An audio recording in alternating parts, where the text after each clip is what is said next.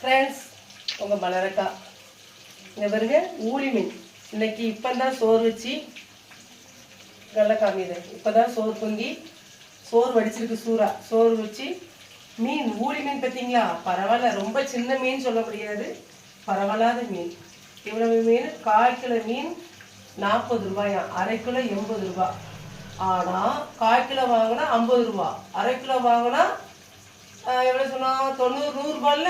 1/4 kilo 50 ரூபான்னா நான் 40 ரூபாய்க்கு 1/4 kilo வாங்கிட்டு வந்தேன். 10 ரூபா போடுறேன் கொடுங்க அப்படின்னு. இந்த பாருங்க, வெந்தயம், கடுகு, 2 தக்காளி, ஒரு மிளகாய் போட்டு வதக்கிக்கணும். தேங்காய், சீரகம், வெள்ளைப்பூடு வச்சு அரைச்சி, சின்ன வெங்காயம் வச்சு அரைச்சி, அது தேங்காய் சீரகம் அரைக்கும் போது 2 சீரகமும் மிளகும் லேசாக ஒரு சொட்டுக்கான எண்ணெய் ஊற்றி வறுத்து அரைங்க. லெவல் வேற லெவல், குழம்பு டேஸ்ட்டாக இருக்கும். ஃப்ரெண்ட்ஸ், உரப்பு ரொம்ப சேர்க்காதீங்க. எப்பவுமே உரப்பு சேர்த்தா சுள்ளு புல்லுன்னு இருக்கணும். அதனால் ரொம்ப உரப்பு சேர்க்கக்கூடாது.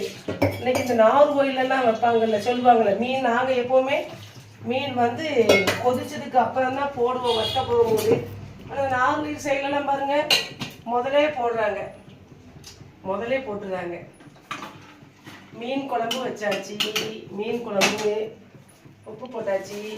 அதனால இன்னைக்கு நான் என்ன பண்ணுறேன், கறியை கூட்டி தாளிக்கும் போதே மீனை நானும் லைட்டாக உப்பு போட்டாச்சு. நானும் என்ன பண்ணுறேன், சொல்கிறாங்களா நாகர்கோவில் மீன் குழம்பு மாதிரி வராதுன்னு. தூத்துக்குடியிலேயே எல்லாருமே நல்லா தான் செய்வாங்க.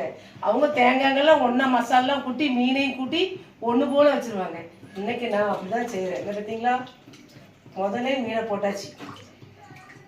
குழம்பு தாளித்து மிளகு, சீரகம், லேசாக ஒரு சொட்டுக்கான எண்ணெய் ஊற்றி வறுத்து, அந்த தேங்காய் அரைக்கும் போது சின்ன வெங்காயத்தோடு அரைங்க. மசால் வந்து எல்லாம் மொத்தமாக போட்டு அரைக்காமல் இப்படி அது காலியாகிட்டா இப்படி ரெடி.